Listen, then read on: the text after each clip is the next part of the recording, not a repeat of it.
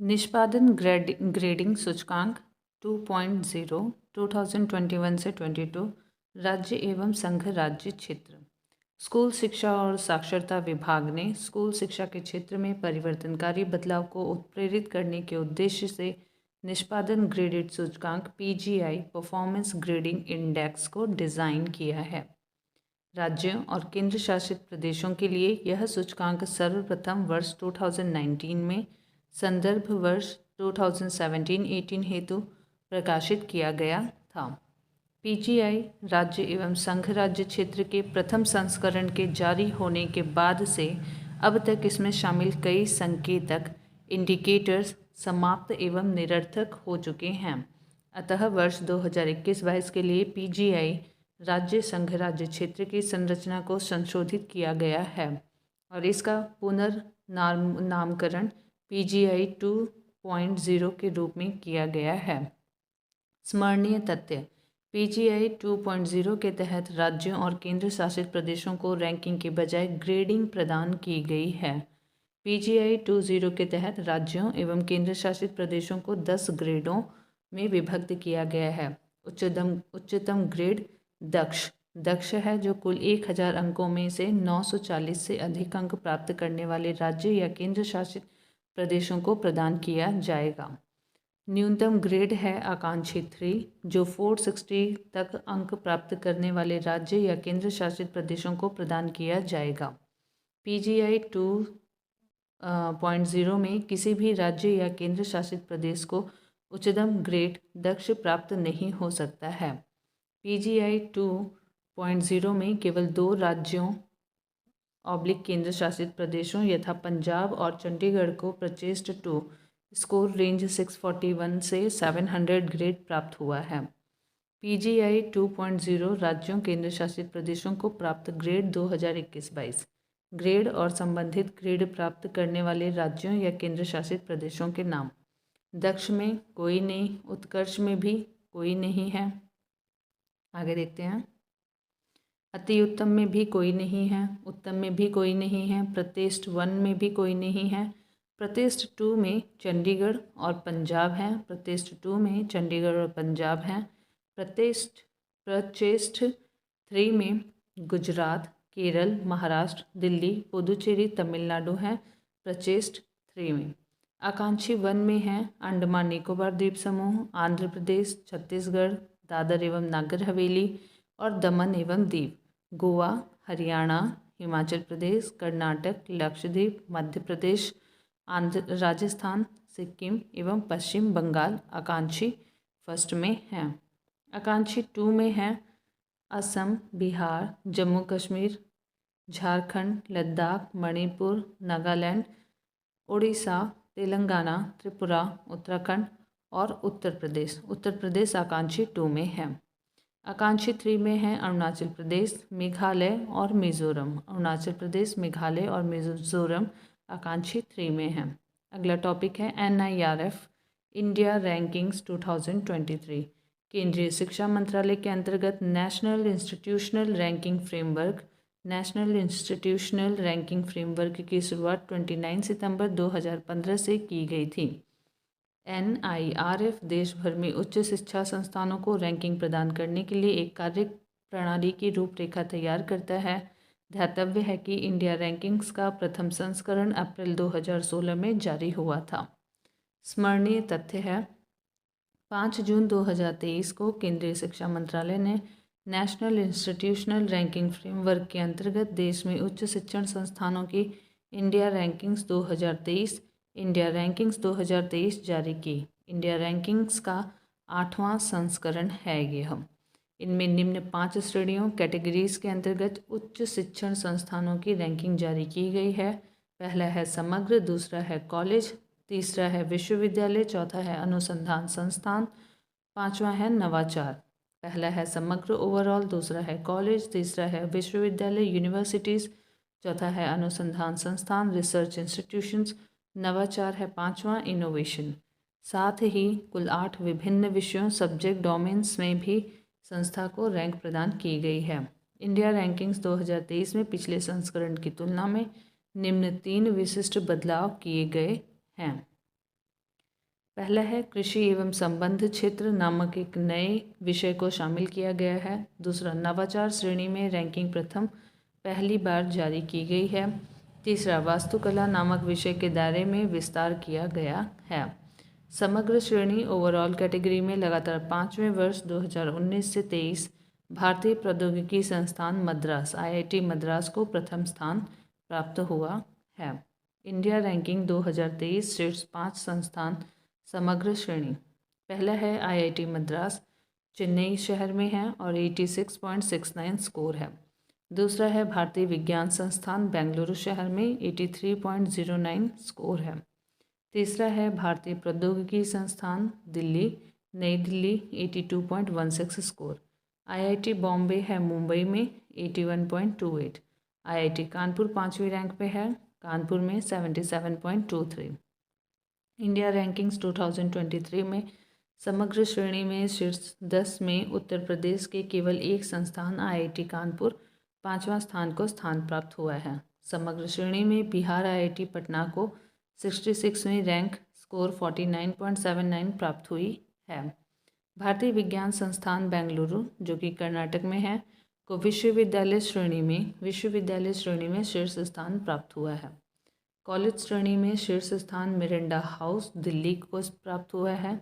अनुसंधान श्रेणी में शीर्ष स्थान भारतीय विज्ञान संस्थान, बेंगलुरु को प्राप्त हुआ है। नवाचार श्रेणी में IIT कानपुर शीर्ष स्थान पर है।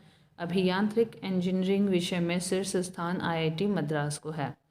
प्रबंधन विषय में शीर्ष स्थान IIM अहमदाबाद को है। फार्मेसी विषय में शीर्ष स्थान राष्ट्रीय औषधि शिक्षा एवं अनुसंधान संस्थान हैदराबाद को है। चिकित्सा विषय में शीर्ष स्थान अखिल भारतीय आयुर्विज्ञान संस्थान, दिल्ली को है। दंत चिकित्सा विषय में शीर्ष स्थान Savita institute of medical and technical sciences, Chennai, Tamil Nadu को है। विधि विषय में शीर्ष स्थान national law school of India university, Bengaluru को है। वास्तुकला एवं नियोजन विषय में शीर्ष स्थान IIT रुड़की को है। कृषि एवं संबंध क्षेत्र विषय में शीर्ष स्थान भारतीय कृषि अनुसंधान संस्थान, नई दिल्ली को है। नए संसद भवन का उद्घाटन। अगला टॉपिक है नए संसद भवन का उद्घाटन। औपनिवेशिक युग कॉलोनियल एरा के दौरान अग्रणी ब्रिटिश वास्तुविदों एडविन लुटियंस एवं हर्बर्ट बेकर ने सेंट्रल विस्टा कॉम्प्लेक्स की परिकल्पना की थी। इसका उद्घाटन वर्ष 1931 में किया गया था। इसमें राष्ट्रपति भवन, संसद भवन, नॉर्थ एवं साउथ ब्लॉक और अभिलेख कार्यालय, जो बाद में राष्ट्रीय अभिलेखागार के रूप में नामित, के साथ साथ इंडिया गेट स्मारक और राजपथ, आधिकारिक नाम, कर्तव्य पथ के दोनों ओर नागरिक उद्यान, सिविक गार्डन्स शामिल थे। भारत की लोकतांत्रिक भावना का प्रतीक संसद भवन सेंट्रल विस्टा के केंद्र में अवस्थित है। स्मरणीय तथ्य: 28 मई 2023 को प्रधानमंत्री नरेंद्र मोदी द्वारा नए संसद भवन का उद्घाटन किया गया। 28 मई 2023 को इस अवसर पर प्रधानमंत्री ने 75 रुपये का सिक्का और स्मारक डाक टिकट भी जारी किया। प्रधानमंत्री ने नए संसद भवन के उद्घाटन के अवसर पर लोकसभा कक्ष में स्पीकर की कुर्सी के ठीक बगल में पवित्र सेनगोल भी स्थापित किया।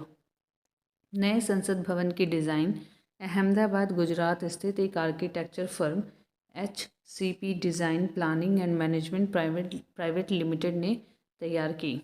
त्रिभुजाकार में बना नया संसद भवन 4 मंजिला है।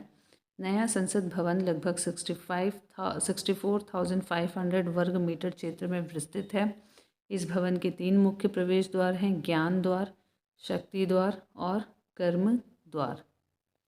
नए संसद भवन में लोकसभा सदस्यों हेतु कुल 888 सीटों की क्षमता के अतिरिक्त राज्यसभा हॉल में 384 सदस्यों के बैठने की क्षमता होगी। नए संसद भवन में लोकसभा का आंतरिक हिस्सा राष्ट्रीय पक्षी मोर पीकॉक पर आधारित है, जबकि राज्यसभा का आंतरिक हिस्सा राष्ट्रीय पुष्प कमल लोटस पर आधारित है। इसके साथ ही नए संसद भवन के प्रांगण में राष्ट्रीय वृक्ष बरगद स्थित है।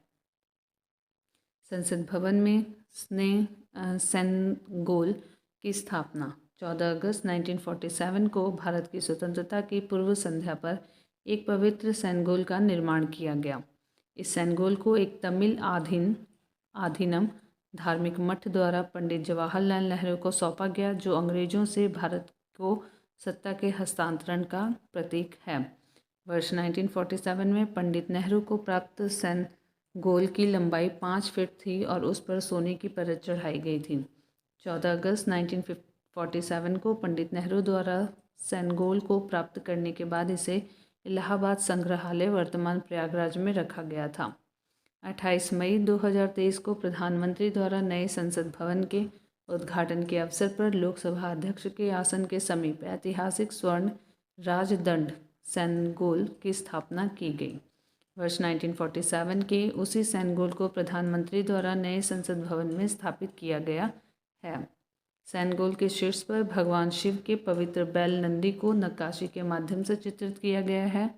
तमिलनाडु के चोल राजाओं चोलास किंग्स के शासनकाल के दौरान महायाजकों हाई प्रीस्ट के माध्यम से सेनगोल को एक राजा से दूसरे राजा को सौंप दिया जाता था। सेनगोल की स्वीकृति उत्तरदायित्व के साथ शासन के अधिकार को प्रदर्शित करती है। और अगला टॉपिक है उड़ान 5.2। वर्ष 2016 में केंद्र सरकार द्वारा पहली बार राष्ट्रीय नागर विमानन नीति नेशनल सिविल एविएशन पॉलिसी की घोषणा की गई थी। राष्ट्रीय नागर विमानन नीति का सर्वाधिक महत्वपूर्ण घटक उड़ान योजना उड़ान स्कीम है। उड़ान का पूर्ण रूप है उड़े देश का आम नागरिक। अक्टूबर 2016 में उड़ान योजना का शुभारंभ हुआ। अप्रैल 2017 में उड़ान योजना के अंतर्गत पहली उड़ान शिमला से दिल्ली के बीच प्रारंभ हुई। अक्टूबर 2016 में उड़ान योजना का शुभारंभ हुआ। अप्रैल 2017 में उड़ान योजना के अंतर्गत पहली उड़ान शिमला से दिल्ली के बीच प्रारंभ की गई थी। उड़ान योजना के अंतर्गत अब तक 4 चरणों 4 फेजेस को मंजूरी प्रदान की गई थी।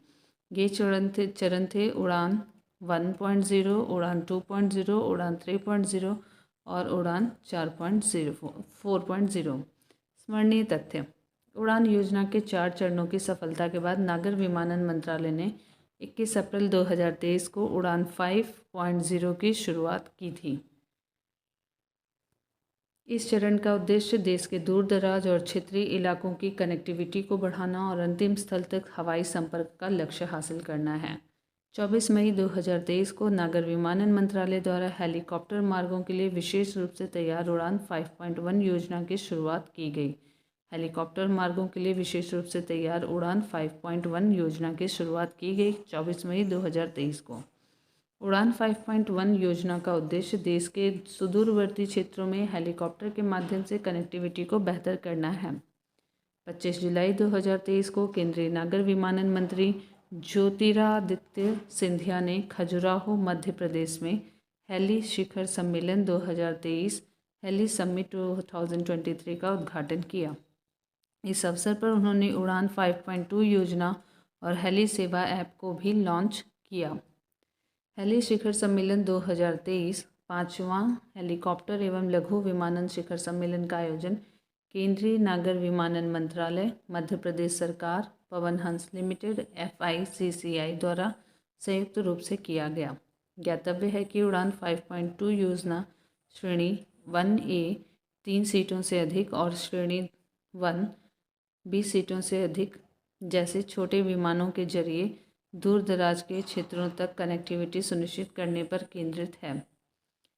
अगला टॉपिक है कर्नाटक विधानसभा चुनाव 2023। कर्नाटक की 15वीं विधानसभा के कार्यकाल की समाप्ति की तिथि 24 मई 2023 निर्धारित थी।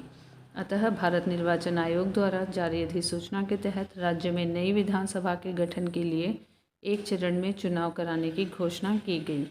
राज्य में मतदान 10 मई 2023 को संपन्न हुआ, जबकि मतदान 13 मई 2023 को संपन्न हुई। मतगणना 13 मई 2023 को संपन्न हुई। संसदीय एवं विधानसभा निर्वाचन क्षेत्रों के परिसीमन आदेश 2008 delimitation of parliamentary and assembly constituencies order 2008 के अनुसार कर्नाटक विधानसभा में कुल 224 सीटें हैं। इनमें से 36 सीटें अनुसूचित जातियों SCs के लिए तथा 15 सीटें अनुसूचित जनजातियों STs के लिए आरक्षित हैं। कर्नाटक विधानसभा चुनाव 2023 में कुल 73.19% मतदान दर्ज किया गया। यह कर्नाटक विधानसभा चुनावों के अब तक के इतिहास में दर्ज किया गया सर्वाधिक मतदान है। इनसे संबंधित स्मरणीय तथ्य: 13 मई 2023 को कर्नाटक विधानसभा चुनाव 2023 के परिणाम घोषित किए गए। परिणामों के अनुसार सत्तारूढ़ भारतीय जनता पार्टी को पराजित कर भारतीय राष्ट्रीय कांग्रेस (INC) ने राज्य में बहुमत हासिल किया। उल्लेखनीय है कि वर्ष 1985 के बाद से कर्नाटक की जनता ने चुनाव में कभी भी सत्तारूढ़ दल के पक्ष में मतदान नहीं किया है। वर्ष 2023 के चुनावों में भी यही प्रवृत्ति जारी रही। 20 मई 2023 को भारतीय राष्ट्रीय कांग्रेस के सिद्धारमैया ने कर्नाटक के मुख्यमंत्री के रूप में शपथ ग्रहण की। कर्नाटक प्रदेश कांग्रेस समिति के PCC के अध्यक्ष DK शिवकुमार उप मुख्यमंत्री बने। कर्नाटक विधानसभा चुनाव परिणाम 2023 कुल सीटें 224 सीटें पर पार्टी प्राप्त सीटें और मत प्रतिशत है। पहले नंबर पे भारतीय राष्ट्रीय कांग्रेस 135 सीटें 42.88% मत मिला। भारतीय जनता पार्टी को 66 सीटें और 36% मत मिला। जनता दल सेक्युलर को 19 सीटें और 13.29% मत मिला। निर्दलीय को 2 सीटें, कल्याण राज्य प्रगति पक्ष को 1 सीट, सर्वोदय कर्नाटक पक्ष को 1 सीट। और अगला टॉपिक है ऑपरेशन समुद्रगुप्त 2022-23। वर्ष 2022 में नारकोटिक्स कंट्रोल बोर्ड NCB द्वारा ऑपरेशन समुद्रगुप्त की शुरुआत की गई थी। इसका उद्देश्य हिंद महासागर क्षेत्र में नशीले पदार्थों की तस्करी को रोकना था। इस ऑपरेशन में भारतीय नौसेना और NCB के साथ मिलकर काम कर रहे हैं। स्मरणीय तथ्य: 13 मई 2023 को भारत के नारकोटिक्स कंट्रोल ब्यूरो NCB ने एक अभियान के तहत लगभग 2500 किलोग्राम मेथेम्फेटामाइन जब्त किया है। यह देश में किसी भी ड्रग निरोधक एजेंसी द्वारा वित्तीय मूल्य के मामले में नशीले पदार्थों की सबसे बड़ी जब्ती है। ध्यातव्य है कि NCB ने यह जब्ती ऑपरेशन समुद्रगुप्त के तहत की है।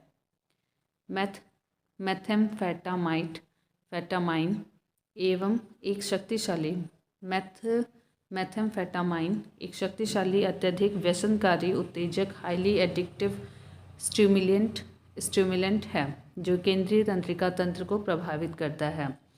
मेथेम्फेटामाइन मस्तिष्क में एक प्राकृतिक रसायन डोपामाइन की मात्रा बढ़ा देता है। ज्ञातव्य है कि डोपामाइन शारीरिक गतिविधि, अभिप्रेरण, मोटिवेशन इत्यादि के लिए उत्तरदायी है। स्वर्ण अर्धचंद्र एवं स्वर्ण त्रिभुज भारत विश्व के 2 सबसे बड़े अफीम उत्पादक क्षेत्रों के मध्य स्थित है। ये 2 क्षेत्र हैं पूर्व में स्वर्ण त्रिभुज यानी कि गोल्डन ट्रायंगल एंड पश्चिम में स्वर्ण अर्धचंद्र यानी कि गोल्डन क्रेसेंट। स्वर्ण त्रिभुज के अंतर्गत आता है थाईलैंड, म्यांमार और लाओस। स्वर्ण त्रिभुज के अंतर्गत आते हैं थाईलैंड, म्यांमार और लाओस। और वहीं स्वर्ण अर्धचंद्र के अंतर्गत आते हैं पाकिस्तान, अफगानिस्तान और ईरान। पहला भारतीय वायुसेना विरासत केंद्र अगला टॉपिक है। हाल ही में भारतीय वायुसेना विरासत केंद्र की स्थापना चंडीगढ़ प्रशासन और IAF की एक संयुक्त परियोजना के माध्यम से हुई है। इस संबंध में वर्ष 2022 में ही चंडीगढ़ प्रशासन और IAF के बीच एक समझौता ज्ञापन हस्ताक्षरित हुआ था। स्मरणीय तथ्य: 8 मई 2023 को केंद्रीय रक्षा मंत्री राजनाथ सिंह ने भारत के पहले भारतीय वायुसेना विरासत केंद्र इंडियन एयरफोर्स हेरिटेज सेंटर का उद्घाटन किया। राजनाथ सिंह ने इस केंद्र की स्थापना चंडीगढ़ में की गई है। इसकी स्थापना का उद्देश्य भारतीय वायुसेना के गौरवशाली इतिहास को लोगों तक पहुंचाना है। यह भारतीय युवाओं को IAF से जोड़ने के लिए भी प्रेरित करेगा। इस विरासत केंद्र के माध्यम से IAF की लड़ाकू क्षमताओं के अलावा मानवीय सहायता और आपदा राहत के लिए निभाई गई महत्वपूर्ण भूमिका को प्रदर्शित किया जा रहा है। अगला टॉपिक है मणिपुर हिंसा। मणिपुर 3 राज्यों यथा नागालैंड, असम, मिजोरम के साथ सीमा साझा करता है। इसके अतिरिक्त यह म्यांमार के साथ अंतर्राष्ट्रीय सीमा साझा करता है। मणिपुर में 16 जिले हैं, परंतु आमतौर पर राज्य को घाटी और पहाड़ी जिलों में विभाजित निकाय के रूप में देखा जाता है। पहाड़ी जिलों की संख्या 5 है और ये राज्य के 90% क्षेत्र को आच्छादित करते हैं, जबकि घाटी जिले वैली डिस्ट्रिक्ट्स राज्य के मात्र 10% क्षेत्र में ही विस्तृत हैं। मणिपुर में निवास करने वाले प्रमुख जातीय समूहों एथनिक ग्रुप्स में मैतेई, नगा और कुकी चीन शामिल हैं। मैतेई समुदाय मुख्यतः घाटी जिलों में, जबकि नगा और कुकी चीन जनजाति पहाड़ी जिलों में निवास करती है। स्मरणीय तथ्य: मार्च 2023 में मणिपुर उच्च न्यायालय द्वारा गैर जनजातीय मैतेई समुदाय को अनुसूचित जनजाति शेड्यूल्ड ट्राइब का दर्जा प्रदान करने हेतु विचार करने का राज्य सरकार को निर्देश दिया। उल्लेखनीय है कि वर्तमान में मैतेई समुदाय को अन्य पिछड़ा वर्ग ओबीसी या अनुसूचित एससी की श्रेणी में वर्गीकृत किया गया है। यह समूह अनुसूचित जनजाति मांग समिति के माध्यम से दशकों से एसटी का दर्जा दिए जाने की मांग कर रहा है। उच्च न्यायालय के इस निर्देश के विरुद्ध अखिल जनजातीय छात्र संघ Manipuri, all tribal students union Manipuri ATSUM द्वारा जनजातीय एकजुटता रैली का आयोजन किया गया, जिसके परिणाम स्वरूप मणिपुर में हिंसा भड़क उठी। गौरतलब है कि वर्ष 1949 में भारत संघ में मणिपुर के विलय से पहले मैतेई को जनजाति के रूप में मान्यता प्राप्त थी, परंतु संविधान अनुसूचित जातियां आदेश 1950 का मसौदा तैयार होने के बाद उनका यह दर्जा छिन गया। मणिपुर हिंसा की जांच हेतु आयोग बिठाई गई, तो 4 जून 2023 को केंद्र सरकार द्वारा आयोग गठित किया गया। गुवाहाटी उच्च न्यायालय के पूर्व मुख्य न्यायाधीश अजय लांबा इस आयोग के अध्यक्ष हैं। आयोग के 2 अन्य सदस्यों में शामिल हैं पूर्व IAS अधिकारी हिमांशु शेखर दास और पूर्व IPS अधिकारी आलोक प्रभाकर। मैतेई को ST का दर्जा के विरुद्ध में लोगों का तर्क है कि मैतेई शैक्षिक, सामाजिक और आर्थिक रूप से अग्रणी हैं, अतः इन्हें ST का दर्जा दिए जाने पर वर्तमान में ST का दर्जा प्राप्त समुदायों को आरक्षण एवं अन्य लाभ प्राप्त करने में संघर्ष करना पड़ेगा। साथ ही ST का दर्जा प्राप्त होने पर मैतेई समुदाय पहाड़ी जिलों में भी भूमि क्रय कर सकेगा। इससे वर्तमान जनजातीय समूह अपने क्षेत्र की भूमि से वंचित हो जाएंगे। मणिपुर में शांति समिति का गठन 10 जून 2023 को केंद्र सरकार द्वारा गठित किया गया। मणिपुर की राज्यपाल अनुसुईया उइके इस समिति की अध्यक्षता करेंगी। समिति के अन्य सदस्यों में मणिपुर के मुख्यमंत्री N बीरेन सिंह, राज्य सरकार के कुछ मंत्री, सांसद, विधायक और विभिन्न राजनीतिक दलों के नेता तथा पूर्व सिविल सेवक, शिक्षाविद और विभिन्न जातीय समूहों के प्रतिनिधि शामिल हैं। समिति का अधिकार क्षेत्र राज्य के विभिन्न जातीय समूहों के बीच शांति प्रक्रिया को सुगम बनाना है, जिसमें शांतिपूर्ण वार्ता और परस्पर विरोधी पक्षों या समूहों के बीच बातचीत शामिल है। मणिपुर में शांति समझौता 29 नवंबर 2023 को नई दिल्ली में भारत सरकार एवं मणिपुर सरकार ने UNLF United nation liberation front के साथ एक शांति समझौते पर हस्ताक्षर किया। यह प्रथम अवसर है जब घाटी स्थित मणिपुर का कोई हथियारबंद समूह हिंसा छोड़कर मुख्यधारा में लौटने पर सहमत हुआ है। ज्ञातव्य है कि UNLF घाटी स्थित मणिपुर का सबसे पुराना हथियारबंद समूह है। ज्ञातव्य है कि UNLF का गठन वर्ष 1964 में हुआ था। अगला टॉपिक है राष्ट्रीय विनिर्माण नवोन्मेष सर्वेक्षण 2021-22। राष्ट्रीय विनिर्माण नवाचार सर्वेक्षण NMIS नेशनल मैन्युफैक्चरिंग इनोवेशन सर्वे 2021-22 विज्ञान एवं प्रौद्योगिकी विभाग, भारत सरकार और संयुक्त राष्ट्र औद्योगिक विकास संगठन UNIDO United Nations Industrial Development Organisation द्वारा संचालित एक संयुक्त अध्ययन है। इसका उद्देश्य भारत में निर्माण फर्मों मैन्युफैक्चरिंग फर्म्स के नवाचार प्रदर्शन का मूल्यांकन करना है। सद्य सर्वेक्षण वर्ष 2021 में विज्ञान एवं प्रौद्योगिकी विभाग द्वारा संचालित प्रथम राष्ट्रीय नवाचार सर्वेक्षण नेशनल इनोवेशन सर्वे के अनुसरण फॉलो अप में किया गया है। स्मरणीय तथ्य 27 अप्रैल 2023 को राष्ट्रीय विनिर्माण नवोन्मेष सर्वेक्षण 2021-22 जारी किया गया। फर्म स्तरीय सर्वेक्षण फर्म लेवल सर्वे। दूसरा है नवाचार की क्षेत्रीय प्रणाली SSI sectoral system of innovation. Firm स्तरीय सर्वेक्षण से प्राप्त प्रतिक्रिया को एक सूचकांक में परिवर्तित किया गया है, जिसे भारत विनिर्माण नवोन्मेष सूचकांक IMII India manufacturing innovation index 2022 नाम दिया गया है। इस सूचकांक में 28 राज्य और 6 केंद्र शासित प्रदेश शामिल हैं। बड़े राज्यों में कर्नाटक, तेलंगाना, तमिलनाडु क्रमशः प्रथम, कर्नाटक प्रथम, तेलंगाना द्वितीय और तृतीय स्थान पर है तमिलनाडु, जबकि बिहार इस श्रेणी में अंतिम स्थान पर है।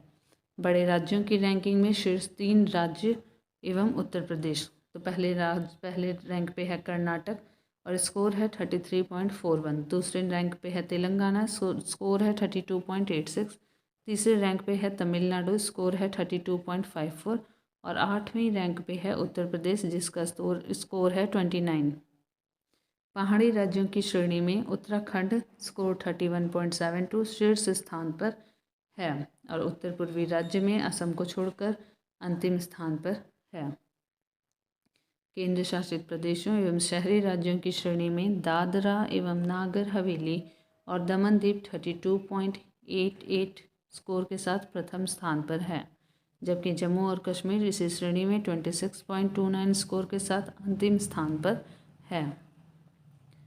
अगला टॉपिक है भारत में जल निकायों की प्रथम गणना। वर्तमान में भारत में विश्व की लगभग 18% जनसंख्या निवासित है। हालांकि वैश्विक जल संसाधनों का मात्र 4% ही भारत में विद्यमान है। केंद्रीय जल शक्ति मंत्रालय द्वारा संपूर्ण देश में पहली बार जल निकायों की गणना सेंसस ऑफ वाटर बॉडीज संचालित की गई है। यह गणना भारत के जल संसाधनों की एक व्यापक सूची कॉम्प्रिहेंसिव इन्वेंट्री प्रदान करती है, जिसमें प्राकृतिक और मानव निर्मित जल निकायों जैसे तालाब, टैंक, झील आदि के साथ साथ जल निकायों पर अतिक्रमण से जुड़े आंकड़े भी शामिल हैं। स्मरणीय तथ्य अप्रैल 2023 में भारत में जल निकायों की पहली गणना से संबंधित रिपोर्ट जारी की गई। यह रिपोर्ट केंद्रीय जल शक्ति मंत्रालय द्वारा जारी की गई है। जल निकायों की गणना का उद्देश्य सभी जल निकायों हेतु एक राष्ट्रीय डाटाबेस का विकास करना है। गणना के फलस्वरूप अखिल भारतीय और राज्यवार रिपोर्ट प्रस्तुत की गई है। देश में कुल 24,24,540 जल निकाय हैं, जिसमें से कि 23,55,055 97.1% ग्रामीण क्षेत्रों में एवं 69,485 2.9% शहरी क्षेत्रों में हैं। जल निकायों की संख्या के मामले में शीर्ष 5 राज्य क्रमशः हैं। पहले नंबर पे पश्चिम बंगाल, दूसरे नंबर पे उत्तर प्रदेश, तीसरे नंबर पे आंध्र प्रदेश, चौथे नंबर पे उड़ीसा, फिर है 5वें नंबर पे असम। जल निकायों की संख्या शीर्ष 5 राज्य। पहला है पश्चिम बंगाल, ग्रामीण क्षेत्रों में भी पश्चिम बंगाल, शहरी और ग्रामीण क्षेत्र यहाँ पे दिए हैं, तो शहरी क्षेत्रों में पश्चिम बंगाल, फिर है तमिलनाडु, तीसरे नंबर पे है केरल और फिर है उत्तर प्रदेश, फिर है त्रिपुरा। और ग्रामीण क्षेत्रों में भी पहले नंबर पे है पश्चिम बंगाल, दूसरे नंबर पे उत्तर प्रदेश, तीसरे नंबर पे आंध्र प्रदेश और चौथे नंबर पे उड़ीसा, 5वें नंबर पे असम है। कुल जल निकायों में 78% मानव निर्मित और 22% प्राकृतिक जल निकाय हैं। उत्तर प्रदेश में जल निकायों की कुल संख्या 2,45,087 दर्ज की गई है, जिसमें 2,40,139 97.98% ग्रामीण क्षेत्रों में और शेष 4,948 2.02% शहरी क्षेत्रों में स्थित है। इसीलिए यहाँ पे हम देखेंगे तो जल निकायों की संख्या में शीर्ष 5 राज्यों में ग्रामीण क्षेत्रों में उत्तर प्रदेश दूसरे स्थान पर है और शहरी क्षेत्रों में उत्तर प्रदेश चौथे स्थान पर है। शहरी क्षेत्रों में चौथे स्थान पर और ग्रामीण क्षेत्रों में दूसरे स्थान पर। अगला टॉपिक है केरल, जल बजट तैयार करने वाला पहला राज्य। जल बजट, वाटर बजट किसी प्रणाली में प्रवेश करने वाले एवं उससे बाहर जाने वाले जल की मात्रा का मापक मेजर है। यह किसी जल कुंड, बेसिन या जल वृत्त के संदर्भ में आपूर्ति के सभी स्रोतों और संबंधित मोचन डिस्चार्ज के मूल्यांकन का एक साधन है। यह ऐसा मूलभूत उपकरण है जो एक प्राकृतिक परिवेश में जल की उपस्थिति एवं उसके बहाव के मूल्यांकन में प्रयोग किया जा सकता है। जल बजट का उपयोग किसी क्षेत्र के अंतर्गत जल स्रोतों के विकास को प्रबंधित करने हेतु किया जा सकता है। स्मरणीय तथ्य: 17 अप्रैल 2023 को केरल के मुख्यमंत्री पिनाराई विजयन ने जल बजट प्रस्तुत किया। भारत में पहली बार केरल सरकार द्वारा गर्मियों में जल के संकट से निजात पाने के लिए जल बजट, वाटर बजट अपनाया गया। इस जल बजट के अंतर्गत प्रथम चरण में 15 ब्लॉक पंचायतों एवं 94 ग्राम पंचायतों को समाहित किया जाएगा। संयुक्त राष्ट्र जल सम्मेलन 2023, यूएन वाटर कॉन्फ्रेंस 2023, 22 से 24 मार्च 2023 को संयुक्त राष्ट्र जल सम्मेलन न्यूयॉर्क, अमेरिका में संपन्न हुआ। इस सम्मेलन की सह मेजबानी तजाकिस्तान एवं नीदरलैंड्स द्वारा की गई। वर्ष 1977 में अर्जेंटीना में आयोजित जल सम्मेलन के बाद यह पूर्णतः जल हेतु समर्पित द्वितीय संयुक्त राष्ट्र सम्मेलन था।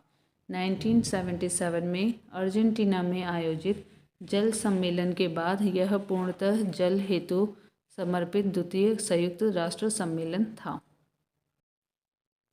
राष्ट्रीय चिकित्सा उपकरण नीति 2023। चिकित्सा उपकरणों का व्यापक वर्गीकरण निम्नलिखित रूप में किया जा सकता है। पहला इलेक्ट्रॉनिक उपकरण, दूसरा प्रत्यारोपण इम्प्लांट्स और तीसरा उपभोग्य कंज्यूमेबल और एवं डिस्पोजेबल, चौथा सर्जिकल उपकरण एवं पांचवा इन विट्रो डायग्नोस्टिक अभिकर्मक, इन विट्रो डायग्नोस्टिक रेजेंट्स।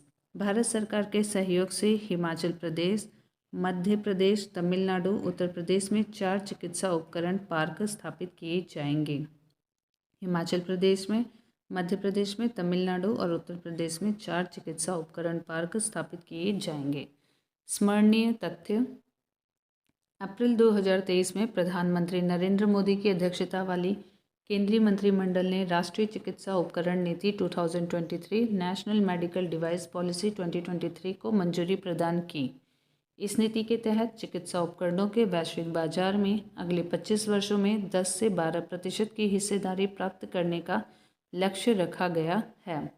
वर्ष 2030 तक चिकित्सा उपकरण क्षेत्र में वर्तमान में 11 बिलियन अमेरिकी डॉलर से 50 बिलियन अमेरिकी डॉलर तक की वृद्धि का लक्ष्य भी निर्धारित किया गया है। यह नीति चिकित्सा उपकरण क्षेत्र के लिए एक समर्पित निर्यात संवर्धन परिषद, एक्सपोर्ट प्रमोशन काउंसिल के निर्माण की परिकल्पना करती है। भारत का सबसे बड़ा पुस्तक ग्राम अगला टॉपिक है। विश्व भर में पुस्तक ग्रामों को पठन पाठन, लेखन और पुस्तकों के प्रति प्रेम को बढ़ावा देने के लिए स्थापित किया जाता है। उल्लेखनीय है कि पुस्तक ग्राम एक शांतिपूर्ण एवं प्रेरणादायक वातावरण का सृजन करते हैं जो सृजनात्मकता, क्रिएटिविटी को बढ़ावा देता है। स्मरणीय तथ्य से संबंधित अप्रैल 2023 में जारी विज्ञप्ति के अनुसार शीघ्र ही जम्मू और कश्मीर को बांदीपोरा जिले का अरगम गांव भारत का सबसे बड़ा पुस्तक ग्राम बन जाएगा। जम्मू कश्मीर के बांदीपोरा जिले का अरगम गांव भारत का सबसे बड़ा इंडियन लार्जेस्ट बुक विलेज बन जाएगा। यह कार्य गैर सरकारी संगठन सरहद द्वारा जम्मू कश्मीर सरकार के सहयोग से किया जाएगा। पुस्तक ग्राम की अवधारणा के अंतर्गत अरगम गांव एक अनूठा गंतव्य होगा जहां आगंतुक जम्मू कश्मीर के प्राचीन से लेकर आधुनिक साहित्य व इतिहास में समाहित होकर यहां की लोक संस्कृति से परिचित हो सकते हैं। ज्ञातव्य है कि हे ऑन वे विश्व का पहला पुस्तक नगर, वर्ल्ड्स फर्स्ट बुक टाउन है। हे ऑन वे यह वेल्स यूनाइटेड किंगडम यूके में स्थित है। ऑनवे विश्व का पहला पुस्तक नगर है। मई 2017 में भिलार गांव, जो महाराष्ट्र के सतारा जिले में स्थित है, को देश के पहले पुस्तक ग्राम के रूप में मान्यता दी गई थी। मई 2017 में भिलार गांव, जो कि महाराष्ट्र के सतारा जिले में स्थित है, देश के पहले पुस्तक ग्राम के रूप में मान्यता दी गई थी। अप्रैल 2022 में झारखंड का जामताड़ा जिला हर गांव में पुस्तकालय वाला देश का पहला जिला बना है। झारखंड का जामताड़ा जिला हर गांव में पुस्तकालय वाला देश का पहला जिला बना था। जबकि दिसंबर 2022 में केरल के धर्मदम को भारत का पहला पूर्ण पुस्तकालय निर्वाचन क्षेत्र घोषित किया गया था। धर्मदम, जो केरल का है, भारत का पहला पूर्ण पुस्तकालय निर्वाचन क्षेत्र घोषित किया गया था। अगला टॉपिक है अरावली ग्रीन वॉल परियोजना। अरावली पर्वत श्रृंखला 4 राज्यों, केंद्र शासित प्रदेशों यथा दिल्ली, हरियाणा, राजस्थान, गुजरात में विस्तृत है। यह भारत की ही नहीं बल्कि विश्व की सबसे प्राचीन पर्वत श्रृंखलाओं में से एक है। गौरतलब है कि वर्तमान में यह पर्वत श्रृंखला अपक्षय एवं अपरदन के कारण अवशिष्ट पर्वत रेसिडुअल माउंटेन के रूप में विद्यमान है। उल्लेखनीय है कि हाल ही में अरावली पर्वत श्रृंखला को अपक्षय, अपरदन, मरुस्थलीकरण एवं भूमि क्षरण से बचाने के लिए अरावली ग्रीन वॉल परियोजना की शुरुआत की गई। स्मरणीय तथ्य: हाल ही में भूपेंद्र यादव, पर्यावरण, वन एवं जलवायु परिवर्तन मंत्री ने अरावली ग्रीन वॉल परियोजना का शुभारंभ किया। उल्लेखनीय है कि अंतर्राष्ट्रीय वन दिवस 21 मार्च को जो मनाया जाता है के अवसर पर हरियाणा के टिकली गांव से इस परियोजना का शुभारंभ किया गया। 21 मार्च को अंतर्राष्ट्रीय वन दिवस के अवसर पर हरियाणा के टिकली गांव से इस परियोजना का शुभारंभ किया गया। अरावली ग्रीन वॉल परियोजना का मुख्य उद्देश्य अरावली पर्वत श्रृंखला के आसपास के 5 किलोमीटर के बफर क्षेत्र को हरित बनाना है। यह वानिकी के माध्यम से अरावली पर्वत श्रृंखला के आसपास भूमि क्षरण और मरुस्थलीकरण का मुकाबला करने के लिए एक राष्ट्रीय कार्य योजना है। इस परियोजना में हरियाणा, राजस्थान, गुजरात और दिल्ली शामिल हैं, जहां लगभग 60 लाख हेक्टेयर क्षेत्र में इस पर्वत श्रृंखला का विस्तार है। इस परियोजना के तहत वन रोपण, पुनः वनीकरण और जल स्रोतों की बहाली के माध्यम से न सिर्फ अरावली के हरित क्षेत्र और जैव विविधता में बढ़ोतरी होगी, बल्कि इस क्षेत्र की मिट्टी की उर्वरता, जल उपलब्धता और जलवायु में भी सुधार होगा। अगला टॉपिक है उत्तर प्रदेश खाद्य प्रसंस्करण उद्योग नीति 2022 से 27। खाद्य प्रसंस्करण कृषि और उद्योग के बीच की एक कड़ी है। खाद्य प्रसंस्करण उद्योग भारत के खाद्य बाजार का 32%, विनिर्माण सकल घरेलू उत्पाद GDP का 14%, निर्यात का 12% और कुल औद्योगिक निवेश का 6% है। वर्तमान में खाद्य प्रसंस्करण उद्योग में उत्तर प्रदेश की हिस्सेदारी 6% है। इसे 20% तक ले जाने का लक्ष्य रखा गया है। उल्लेखनीय है कि उत्तर प्रदेश में खाद्य प्रसंस्करण उद्योग तृतीय स्तर टेरिटरी लेवल का है।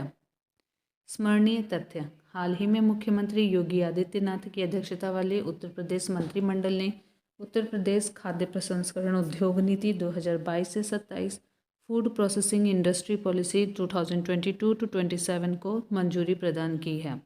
यह नीति अगले 5 वर्ष तक अथवा नई नीति के क्रियान्वयन तक प्रभावी रहेगी। नीति के क्रियान्वयन के लिए उद्यान एवं खाद्य प्रसंस्करण विभाग नोडल विभाग तथा उद्यान एवं खाद्य प्रसंस्करण निदेशालय नोडल एजेंसी होगी। अगला पॉइंट है आम आदमी पार्टी को राष्ट्रीय दल का दर्जा। चुनाव चिन्ह आरक्षण एवं आवंटन आदेश 1968, election symbols reservation and allotment order 1968 के तहत राष्ट्रीय दलों के रूप में मान्यता प्राप्त करने हेतु निर्धारित मानदंड इस प्रकार हैं। पहला, लोकसभा या विधानसभा के किसी आम चुनाव में उस राजनीतिक दल को न्यूनतम किन्हीं 4 राज्यों में से प्रत्येक राज्य में कुल वैध मतों के न्यूनतम 6% मत प्राप्त हुए हों और उसने लोकसभा की न्यूनतम 4 सीटें जीती हों। दूसरा, लोकसभा के पिछले आम चुनाव में उस दल ने कुल सीटों की न्यूनतम 2% सीटों पर विजय प्राप्त की हो और उस सदन में न्यूनतम 3 राज्यों से दल के प्रत्याशी निर्वाचित हुए हों। तीसरा, उस राजनीतिक दल को 4 या अधिक राज्यों में राज्य स्तरीय दल स्टेट पार्टी के रूप में मान्यता प्राप्त हो। उपर्युक्त शर्तों में से किसी एक शर्त को भी पूरा करने पर राजनीतिक दल राष्ट्रीय दल के रूप में मान्यता प्राप्त करने के योग्य होगा। स्मरणीय तथ्य: 10 अप्रैल 2023 को भारत निर्वाचन आयोग ने दिल्ली के मुख्यमंत्री अरविंद केजरीवाल के नेतृत्व वाली आम आदमी पार्टी को राष्ट्रीय दल का दर्जा प्रदान कर दिया, जबकि Akhil Bharatiya Trinamool Congress AITMC, Bharatiya communist party CPI तथा राष्ट्रवादी Congress party NCP, nationalist congress party से राष्ट्रीय दल का दर्जा वापस ले लिया। किन 3 पार्टियों से? अखिल भारतीय तृणमूल कांग्रेस, भारतीय कम्युनिस्ट पार्टी दूसरी और तीसरी है राष्ट्रवादी कांग्रेस पार्टी से राष्ट्रीय दल का दर्जा वापस ले लिया। इस प्रकार वर्तमान में देश में राष्ट्रीय दलों की कुल संख्या 6 हो गई है। वर्ष 2023 में आम आदमी पार्टी ने गुजरात में राज्य स्तरीय दल स्टेट पार्टी के रूप में मान्यता प्राप्त करने हेतु निर्धारित मानदंडों को पूरा कर लिया। गुजरात में राज्य स्तरीय दल स्टेट पार्टी के रूप में मान्यता प्राप्त करने हेतु निर्धारित मानदंड को पूरा कर लिया। अगला पॉइंट है इसमें, उल्लेखनीय है कि आम आदमी पार्टी को पंजाब, गोवा, राष्ट्रीय राजधानी क्षेत्र दिल्ली में पहले से ही राज्य स्तरीय दल के रूप में मान्यता प्राप्त है। इस प्रकार आम आदमी पार्टी को कुल 4 राज्यों में राज्य स्तरीय दल का दर्जा प्राप्त हो गया है। ज्ञातव्य है कि चुनाव चिन्ह, आरक्षण व आवंटन आदेश 1968 के तहत राज्य स्टेट के अंतर्गत राष्ट्रीय राजधानी क्षेत्र दिल्ली शामिल है। उल्लेखनीय है कि आम आदमी पार्टी का चुनाव चिन्ह झाड़ू ब्रूम है। राष्ट्रीय दलों की वर्तमान संख्या 6 है। इन 6 के नाम देखते हैं। पहला है भारतीय राष्ट्रीय कांग्रेस, दूसरा है भारतीय जनता पार्टी, तीसरा है बहुजन समाज पार्टी, चौथा है भारतीय कम्युनिस्ट पार्टी जो मार्क्सवादी है, पांचवा नेशनल पीपल्स पार्टी और छठवां आम आदमी पार्टी। अगला टॉपिक है इसमें वाइब्रेंट विलेज प्रोग्राम। केंद्रीय वित्त मंत्री द्वारा अपने बजट भाषण 2022-23 के दौरान वाइब्रेंट विलेज कार्यक्रम VVP वाइब्रेंट विलेज प्रोग्राम की घोषणा की गई थी। इस कार्यक्रम के तहत छिटपुट जनसंख्या, सीमित कनेक्टिविटी और अवसंरचना वाले उत्तरी सीमा के सीमावर्ती गांवों को आच्छादित करने की परिकल्पना की गई है, जो अक्सर विकास के लाभों से वंचित रह जाते हैं। इनसे संबंधित स्मरणीय तथ्य: 10 अप्रैल 2023 को गृह मंत्री अमित शाह ने वाइब्रेंट विलेज कार्यक्रम को लॉन्च किया। इस कार्यक्रम को अरुणाचल प्रदेश के अंजाव जिले के एक सीमावर्ती गांव कीबीतू में लॉन्च किया गया। उल्लेखनीय है कि 15 फरवरी 2023 को प्रधानमंत्री नरेंद्र मोदी की अध्यक्षता में केंद्रीय मंत्रिमंडल ने वाइब्रेंट विलेज प्रोग्राम को मंजूरी प्रदान की थी। यह एक केंद्र प्रायोजित योजना है जिसकी मंजूरी वित्त वर्ष 2022-23 से 2025-26 के लिए प्रदान की गई है। इस योजना के तहत 4 राज्यों तथा हिमाचल प्रदेश, अरुणाचल प्रदेश, सिक्किम, उत्तराखंड तथा संघ शासित प्रदेश लद्दाख के उत्तरी सीमा से सटे 19 जिलों के 46 ब्लॉकों में 2967 गांवों को समग्र विकास के लिए शामिल किया गया है। पहले चरण में प्राथमिकता के आधार पर 662 गांवों की पहचान की गई है, जिसमें से 455 गांव अरुणाचल प्रदेश में स्थित हैं। यह कार्यक्रम चिन्हित सीमावर्ती गांवों के लोगों के जीवन स्तर में सुधार करने में मदद करेगा, साथ ही उन्हें अपने मूल स्थान पर रहने के लिए प्रोत्साहित करेगा। इससे इन गांवों से लोगों के पलायन को रोकने में मदद मिलेगी और सीमा की सुरक्षा बढ़ाने में भी सहायता प्राप्त होगी। अगला टॉपिक है मेघालय, नागालैंड और त्रिपुरा विधानसभा निर्वाचन 2023। भारत के संविधान के तहत प्रदत्त अधिकार, प्राधिकार और शक्तियों का प्रयोग करते हुए हाल ही में भारत निर्वाचन आयोग, इलेक्शन कमीशन ऑफ इंडिया द्वारा मेघालय, नागालैंड, त्रिपुरा में स्वतंत्र, निष्पक्ष और सहभागी एवं सुरक्षित विधानसभा निर्वाचन संपन्न कराए गए। स्मरणीय तथ्य: 2 मार्च 2023 को भारत निर्वाचन आयोग द्वारा 3 राज्यों के विधानसभा चुनाव परिणाम जारी किए गए। ये 3 राज्य मेघालय, नागालैंड, त्रिपुरा हैं।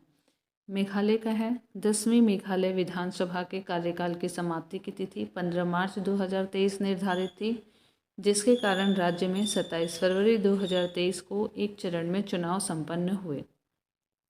राज्य में विधानसभा निर्वाचन क्षेत्रों की कुल संख्या 60 है। ज्ञातव्य है कि मेघालय विधानसभा की 60 सीटों में से 55 सीटें अनुसूचित जनजातियों के लिए आरक्षित हैं, जबकि अनुसूचित जाति के लिए कोई भी सीट आरक्षित नहीं है। एससी के लिए कोई सीट आरक्षित नहीं है। एसटी के लिए 55 सीटें आरक्षित हैं विधानसभा में मेघालय के। मेघालय विधानसभा निर्वाचन 2023 में 86.69% मतदान दर्ज किया गया। चुनाव परिणाम के अनुसार मेघालय में कोनराड के संगमा के नेतृत्व वाली नेशनल पीपल्स पार्टी सबसे बड़ी पार्टी के रूप में उभरकर सामने आई। 7 मार्च 2023 को कोनराड के संगमा ने लगातार दूसरे कार्यकाल हेतु मेघालय के मुख्यमंत्री के रूप में शपथ ग्रहण की।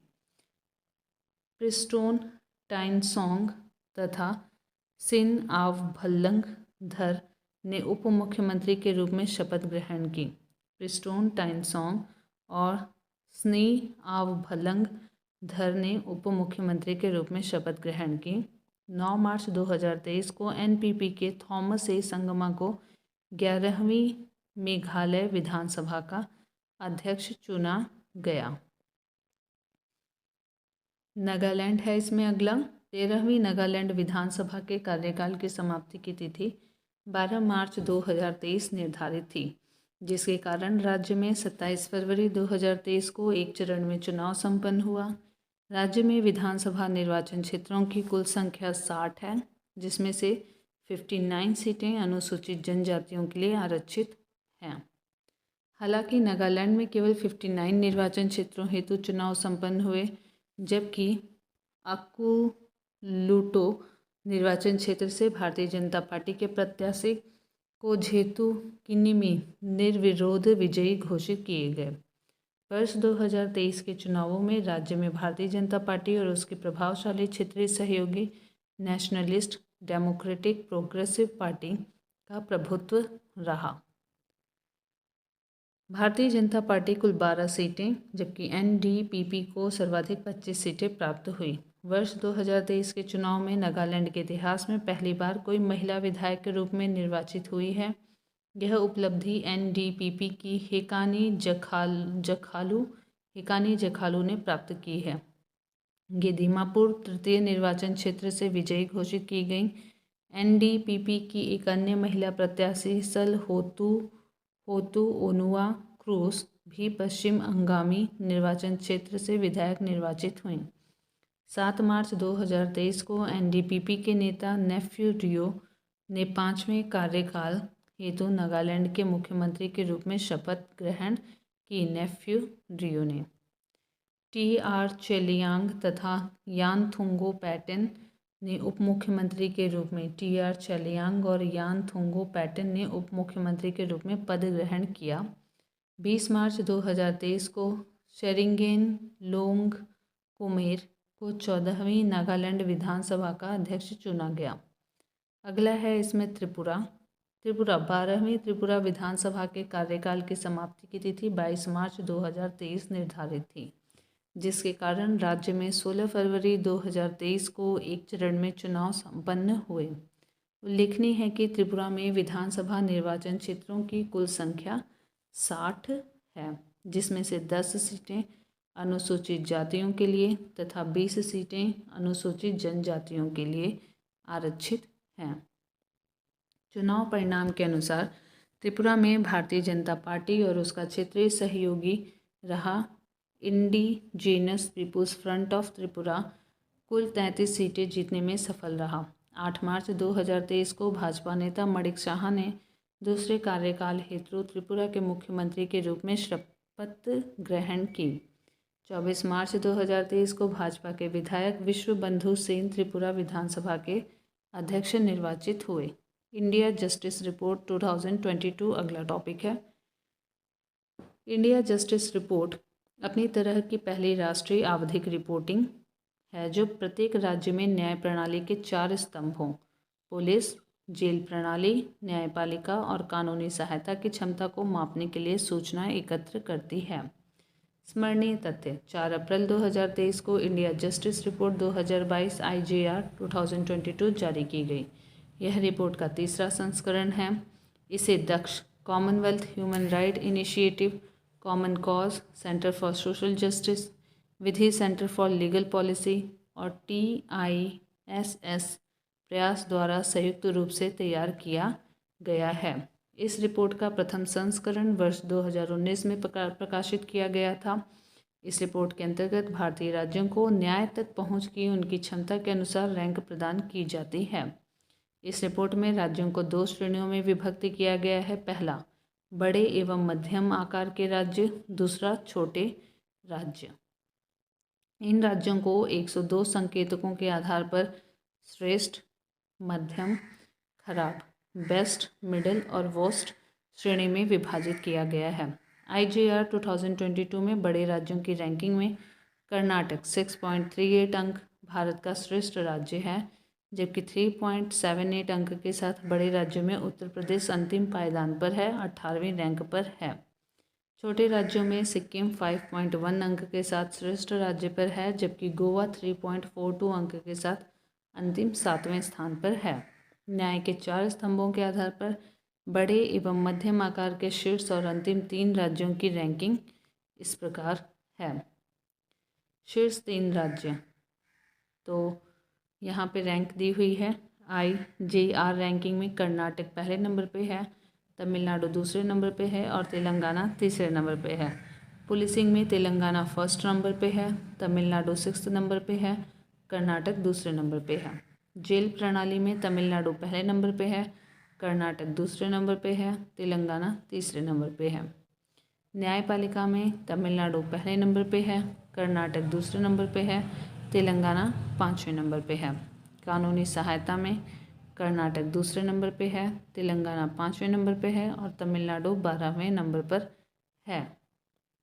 अंतिम 3 राज्य, तो यहाँ पे अंतिम 3 राज्यों में IJR 2022 की रैंकिंग के हिसाब से बिहार 16वें नंबर पे है, पश्चिम बंगाल 17वें नंबर पे है और अंतिम नंबर पे है उत्तर प्रदेश 18वें रैंक पे।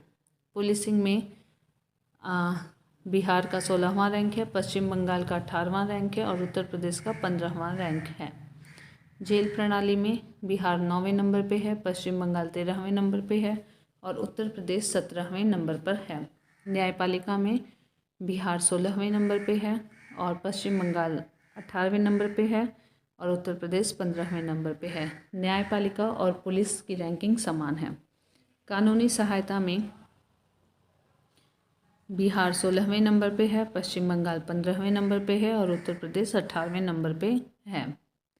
MV गंगा विलास विश्व का सबसे लंबा नदी क्रूज अगला टॉपिक है। राष्ट्रीय जलमार्ग अधिनियम 2016 नेशनल वाटरवेज एक्ट 2016 12 अप्रैल 2016 को लागू हुआ था। देश में अंतर्देशीय जल परिवहन इनलैंड वाटर ट्रांसपोर्ट को बढ़ावा देने के उद्देश्य से इस अधिनियम के तहत 111 जलमार्गों, 5 वर्तमान और 106 नए को राष्ट्रीय जलमार्ग नेशनल वाटरवेज घोषित किया गया है। देश के 124 राज्यों में विस्तृत इन राष्ट्रीय जलमार्गों की कुल लंबाई लगभग 20,275 किलोमीटर है। इन जलमार्गों से जल यातायात में वृद्धि तथा देश के आंतरिक भाग में पर्यटन की गंभीर संभावनाएं विद्यमान हैं। MV गंगा विलास इसी क्रम में एक महत्वपूर्ण प्रयास है। स्मरणीय तथ्य: 13 जनवरी 2023 को प्रधानमंत्री नरेंद्र मोदी ने वीडियो कॉन्फ्रेंसिंग के माध्यम से विश्व के सबसे लंबे नदी cruise world's longest river cruise MV Ganga Vilas को वाराणसी से हरी झंडी दिखाकर रवाना किया। यह यात्रा 28 फरवरी 2023 को असम के डिब्रूगढ़ जिले के बोगीबिल में जाकर पूर्ण हुई। यह लगभग 3200 किलोमीटर की यात्रा रही, जिसमें भारत के साथ बांग्लादेश के भी कुछ क्षेत्रों की यात्रा शामिल रही।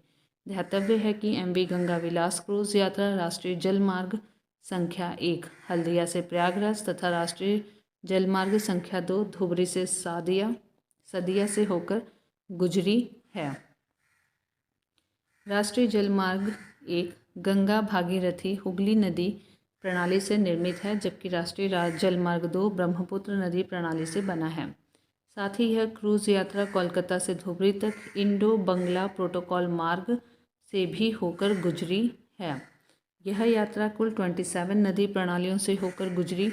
इस यात्रा में विश्व धरोहर स्थलों, राष्ट्रीय उद्यानों, नदी घाटों और बिहार में पटना, झारखंड में साहिबगंज, पश्चिम बंगाल में कोलकाता, बांग्लादेश में ढाका, असम में गुवाहाटी सहित 50 पर्यटन स्थलों का भ्रमण शामिल था, जिसमें भारत और बांग्लादेश की कला, संस्कृति, इतिहास और आध्यात्मिकता को भी समझने का अवसर मिला।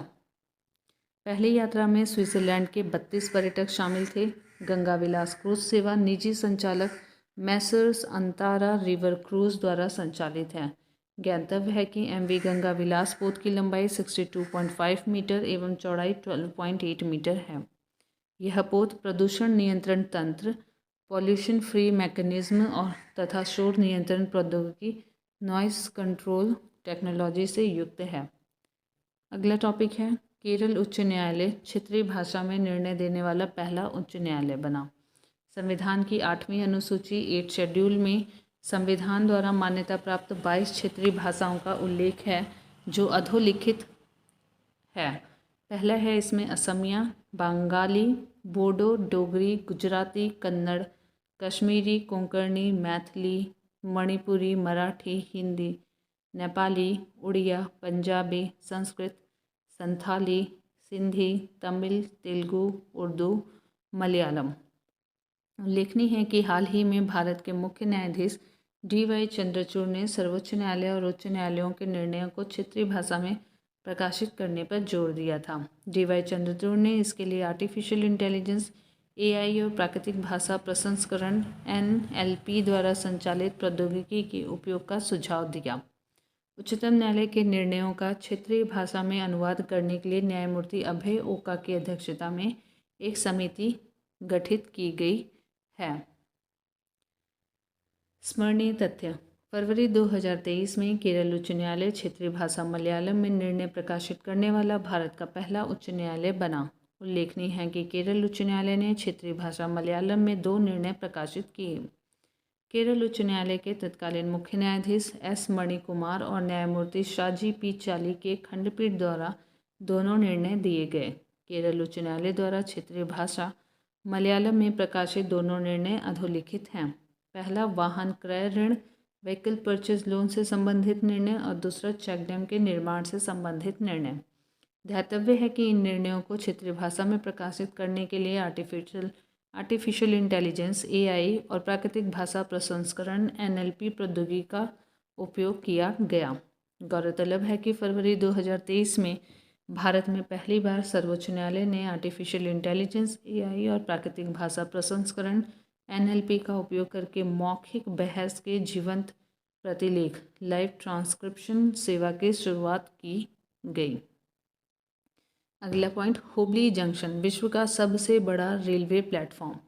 श्री सिद्धारूढ़ा स्वामी जी हुबली जंक्शन को सामान्यतः SSS हुबली जंक्शन के नाम से जाना जाता है। ज्ञातव्य है कि 2015 में हुबली जंक्शन का नाम बदलकर हुबली जंक्शन कर दिया गया था। पुनः सितंबर 2020 में इसे बदलकर SSS हुबली जंक्शन किया गया। यह रेलवे स्टेशन दक्षिण पश्चिम रेलवे के हुबली रेलवे मंडल का हिस्सा है, जो हुबली, धारवाड़, कर्नाटक में स्थित है।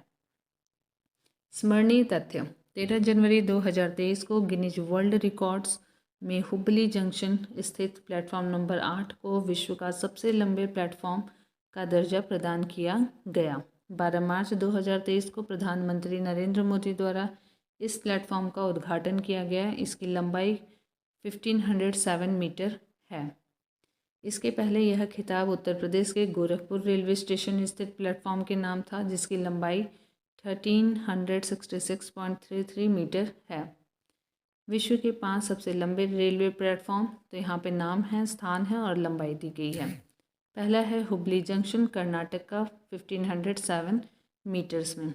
दूसरा है गोरखपुर जंक्शन, उत्तर प्रदेश का 166.33 मीटर। तीसरा है कोल्लम जंक्शन केरल का 1180.5 मीटर्स। चौथा है खड़गपुर जंक्शन पश्चिम बंगाल का 1072.5 मीटर्स। पांचवा है यानी कि टॉप 4 इंडिया के हैं, और पांचवा है street street Subway Chicago America का 1067.1 मीटर्स। विदिशा अगला पॉइंट है। विदिशा 5G तकनीकी लागू करने वाला पहला आकांक्षी जिला। देश के 112 सर्वाधिक अल्प विकसित अंडर डेवलप्ड जिलों को तीव्र एवं प्रभावी तरीके से रूपांतरित करने के उद्देश्य से प्रधानमंत्री नरेंद्र मोदी ने जनवरी 2018 में आकांक्षी जिला कार्यक्रम ADP एस्पिरेशनल डिस्ट्रिक्ट प्रोग्राम को लॉन्च किया था। इन 112 आकांक्षी जिलों में उत्तर प्रदेश के 8 जिले यथा बहराइच, बलरामपुर, चंदौली, चित्रकूट, फतेहपुर, श्रावस्ती, सिद्धार्थनगर तथा सोनभद्र शामिल हैं। स्मरणीय तथ्य 13 जनवरी 2023 को विदिशा स्टार्टअप्स द्वारा प्रस्तावित नवाचारी 5G उपयोग मामले इनोवेटिव 5G यूज़ केसेस की जमीनी स्तर पर तैनाती करने वाला भारत का पहला आकांक्षी जिला बन गया। ज्ञातव्य है कि विदिशा मध्य प्रदेश का एक आकांक्षी जिला है। अगला पॉइंट कोल्लम भारत का पहला संविधान साक्षर जिला। भारत के संविधान के लागू होने के 70 वर्ष से अधिक समय बाद भी अधिकतर नागरिक इसके मूल्यों एवं इस दस्तावेज में समाहित गहन संकल्पनाओं से परिचित नहीं हैं। अतः संविधान के संदेश के प्रसार के उद्देश्य से सिविल सोसाइटी संगठनों, सरकारी एजेंसियों आदि ने सरल, सहज एवं लोकप्रिय क्रियाकलाप आधारित पहलों को लॉन्च किया है, ताकि नागरिकों को राष्ट्र निर्माण में योगदान हेतु सक्षम बनाया जा सके। स्मरणीय तथ्य 14 जनवरी 2023 को केरल के कोल्लम को भारत का पहला संविधान साक्षर जिला, India's first constitution literate district घोषित किया गया। यह घोषणा केरल के मुख्यमंत्री पिनाराई विजयन द्वारा की गई। कोल्लम की यह उपलब्धि संविधान साक्षरता अभियान, constitution literacy campaign the citizen 2022 का परिणाम है। इस अभियान को कोल्लम जिला पंचायत, जिला योजना समिति, केरल स्थानीय प्रशासन संस्था KILA, Kerala institute of local administration द्वारा संयुक्त रूप से शुरू किया गया था। इस अभियान का मुख्य उद्देश्य जिले को संवैधानिक रूप से साक्षर जिला बनाना था। इस अधिनियम के तहत जिले के 7 लाख से अधिक परिवारों को संविधान के मूल सिद्धांतों बेसिक प्रिंसिपल पर शिक्षित किया गया है। इसके अतिरिक्त जिले के 7 लाख से अधिक परिवारों के 10 वर्ष से अधिक आयु के लगभग 23 लाख लोगों को संविधान के विभिन्न पहलुओं पर शिक्षित किया गया। इस अभियान के अंतर्गत शामिल लगभग 2000 प्रशिक्षकों ट्रेनर्स को सीनेटर कहा गया। अगला टॉपिक है राष्ट्रीय ग्रीन हाइड्रोजन मिशन। प्रधानमंत्री नरेंद्र मोदी ने वर्ष 2047 तक भारत को एक ऊर्जा स्वतंत्र एनर्जी इंडिपेंडेंट राष्ट्र के रूप में रूपांतरित करने का लक्ष्य निर्धारित किया है, जिसमें पेट्रोलियम जीवाश्म आधारित उत्पादों के विकल्प के रूप में हरित हाइड्रोजन एक सक्रिय भूमिका निभाएगा। साथ ही भारत ने वर्ष 2070 तक शुद्ध शून्य नेट ज़ीरो उत्सर्जन हासिल करने का लक्ष्य भी निर्धारित किया है। स्मरणीय तथ्य 4 जनवरी 2023 को प्रधानमंत्री नरेंद्र मोदी की अध्यक्षता में केंद्रीय मंत्रिमंडल ने राष्ट्रीय green hydrogen mission national green hydrogen mission को मंजूरी प्रदान की। मिशन से वर्ष 2023 तक निम्न संभावित परिणाम अपेक्षित हैं। पहला, देश में लगभग 125 गीगावाट की संबद्ध अक्षय ऊर्जा क्षमता एसोसिएटेड रिन्यूएबल एनर्जी कैपेसिटी वृद्धि के साथ प्रतिवर्ष कम से कम 5 मिलियन मीट्रिक टन की हरित हाइड्रोजन उत्पादन क्षमता ग्रीन हाइड्रोजन प्रोडक्शन कैपेसिटी का विकास, 8 लाख करोड़ रुपए से अधिक का कुल निवेश, 6 लाख से अधिक रोजगार का सृजन, कुल मिलाकर 1 लाख करोड़ रुपए से अधिक जीवाश्म ईंधन के आयात में कमी, वार्षिक ग्रीन हाउस उत्सर्जन में लगभग 50 मिलियन मीट्रिक टन की कमी। राष्ट्रीय हरित हाइड्रोजन मिशन के उद्देश्य भारत को विश्व में ग्रीन हाइड्रोजन का अग्रणी उत्पादक एवं आपूर्तिकर्ता बनाना, ग्रीन हाइड्रोजन तथा इसके व्युत्पन्न के लिए निर्यात अवसरों का सृजन करना, आयातित जीवाश्म ईंधन पर निर्भरता में कमी, स्वदेशी विनिर्माण क्षमताओं का विकास, उद्योग के लिए निवेश और व्यापार के अवसरों को आकर्षित करना, रोजगार एवं आर्थिक विकास के अवसर पैदा करना, अनुसंधान एवं विकास R&D परियोजनाओं का समर्थन करना। अगस्त 2023 में भारत सरकार ने भारत के लिए हरित हाइड्रोजन मानक ग्रीन हाइड्रोजन स्टैंडर्ड को अधिसूचित कर दिया है। भारत सरकार द्वारा हरित हाइड्रोजन ग्रीन को परिभाषित किया गया है। इस परिभाषा के दायरे में विद्युत अपघटन, इलेक्ट्रोलिसिस आधारित और बायोमास आधारित दोनों प्रकार के हाइड्रोजन उत्पादन विधियों को शामिल किया गया है। भारत सरकार के अनुसार हरित हाइड्रोजन इस प्रकार से उत्पादित हाइड्रोजन है जिनमें प्रति किलोग्राम हाइड्रोजन के उत्पादन में 2 किलोग्राम से अधिक कार्बन डाइऑक्साइड का उत्सर्जन न होता हो।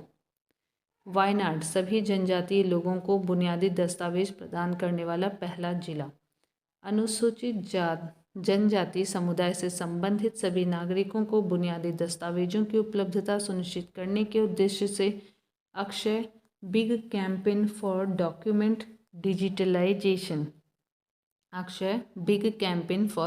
डॉक्यूमेंट डिजिटलाइजेशन ABCD नामक अभियान केरल के वायनाड जिला प्रशासन द्वारा संचालित किया गया था। इन दस्तावेजों को डिजी लॉकर के माध्यम से डिजिटलीकृत किया गया है, जिसमें भौतिक दस्तावेजों के खोने या नष्ट होने की स्थिति में लाभार्थी उन्हें आसानी से प्राप्त कर सकेंगे। स्मरणीय तथ्य: जनवरी 2023 में केरल का वायनाड जिला सभी जनजातीय ट्राइबल लोगों की बुनियादी दस्तावेज और सुविधाएं प्रदान करने वाला देश का पहला जिला बन गया। इन बुनियादी दस्तावेजों एवं सुविधाओं के अंतर्गत आधार कार्ड, राशन कार्ड, जन्म एवं मृत्यु प्रमाण पत्र, चुनाव प्रमाण पत्र, पहचान पत्र, बैंक खाता और स्वास्थ्य बीमा आदि शामिल हैं। इन दस्तावेजों को डिजिटल रूप दिया गया और उसे डिजी लॉकर खातों में सहेजा गया है। वायनाड जिला प्रशासन ने Akshaya Big Campaign for Document Digitisation ABCD अभियान के अंग के रूप में यह उपलब्धि हासिल की है। अगला पॉइंट है भारत का सबसे बड़ा तरल अपशिष्ट उपचार संयंत्र। तरल अपशिष्ट वर्षा जल अपवाह और मानव गतिविधियों से उत्पन्न जल का दूषित रूप है। इसे सीवेज भी कहा जाता है। इसे आमतौर पर घरेलू सीवेज, डोमेस्टिक सीवेज और औद्योगिक सीवेज, इंडस्ट्रियल सीवेज और तूफान सीवेज, स्टॉर्म सीवेज में वर्गीकृत किया जाता है। हालांकि कुल तरल सीवेज में लगभग 99% हिस्सा घरेलू सीवेज का ही होता है। स्मरणीय तथ्य: 18 जनवरी 2023 को तिरुपति नगर निगम आंध्र प्रदेश ने फाइटोरिड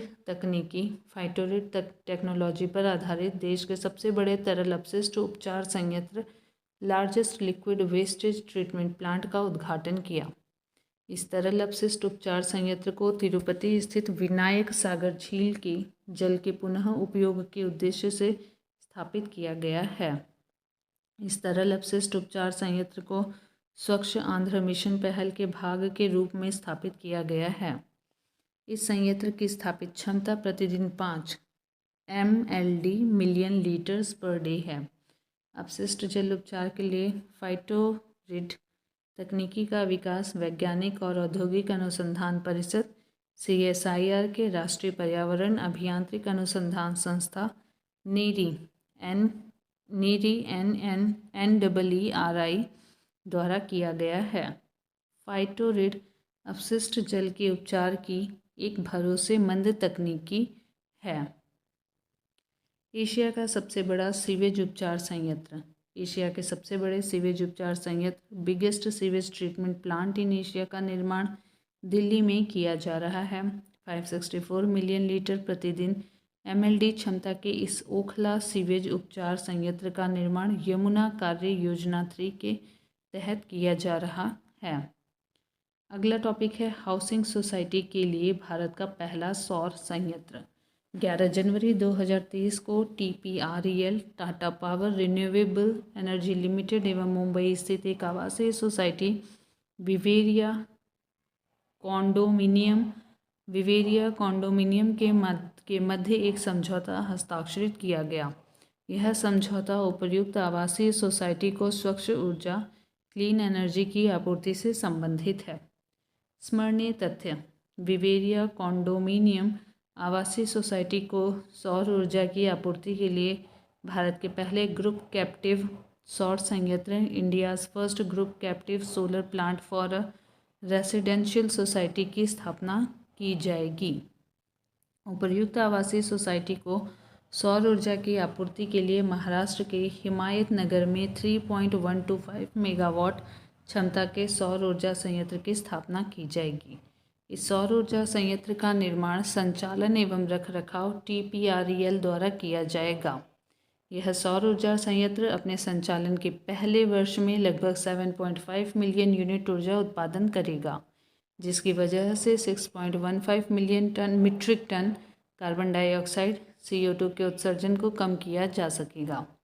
इस सौर संयंत्र की स्थापना के साथ ही विवेरिया कॉन्डोमिनियम घरेलू उपयोग हेतु कैप्टिव सौर ऊर्जा प्रयोग करने वाली देश की पहली आवासीय सोसाइटी बन जाएगी। अगला टॉपिक है केरल देश का पहला पूर्ण डिजिटल बैंकिंग राज्य। डिजिटल बैंकिंग किसी व्यक्ति को बैंक शाखा में व्यक्तिगत रूप से उपस्थित हुए बिना 24/7 सभी पारंपरिक बैंकिंग गतिविधियों तक स्वतंत्र रूप से पहुंचने की सुविधा देती है। स्मरणीय तथ्य: 7 जनवरी 2023 को केरल सभी पात्र खातों ऑल एलिजिबल अकाउंट्स में डिजिटल बैंकिंग को लागू करने वाला देश का पहला राज्य बन गया। यह घोषणा राज्य के मुख्यमंत्री पिनाराई विजयन द्वारा की गई है। राज्य स्तरीय बैंकर्स समिति state level bankers committee SLBC के अनुसार राज्य में अब पात्र सभी 3.76 करोड़ खातों में कम से कम एक सेवा या उत्पाद डिजिटल रूप में उपलब्ध है। केरल द्वारा भारतीय रिजर्व बैंक की डिजिटल भुगतान पारिस्थितिकी तंत्र का विस्तार और गहनता, expanding and deepening of digital payment ecosystem योजना के अंतर्गत इस कदम को लागू किया गया है। गौरतलब है कि वर्ष 2021 में त्रिशूर इस योजना के तहत डिजिटल बैंकिंग लागू करने वाला केरल का पहला जिला बना था। त्रिशूर 2021 में। अगला टॉपिक है स्मार्ट कार्यक्रम। स्मार्ट SMART का विस्तारित रूप है scope for main streaming Ayurveda research in teaching professional. Scope for main streaming Ayurveda research in teaching professionals है। इस पहल के अंतर्गत ऑस्टियोआर्थराइटिस, आयरन की कमी से होने वाली anaemia, chronic bronchitis, dyslipidaemia, rheumatoid arthritis, मोटापा, मधुमेह, मेलिटेस, सोराइसिस आदि में नवीन अनुसंधान विचारों पर बढ़ावा देने पर ध्यान केंद्रित किया जाएगा। स्मरणीय तथ्य इनसे संबंधित: 2 जनवरी 2023 को देश में आयुर्वेद के क्षेत्र में अनुसंधान एवं विकास को बढ़ावा देने हेतु स्मार्ट कार्यक्रम प्रारंभ किया गया।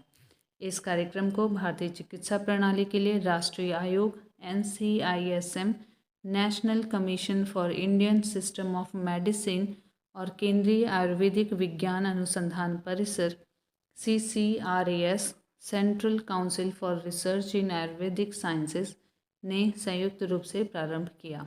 उल्लेखनीय है कि NCISM और CCRAS दोनों ही भारत सरकार के आयुष मंत्रालय के अधीनस्थ प्रमुख संस्थान हैं। इसका उद्देश्य चिकित्सीय शोध या नैदानिक अनुसंधान में व्यापक बदलाव लाना है।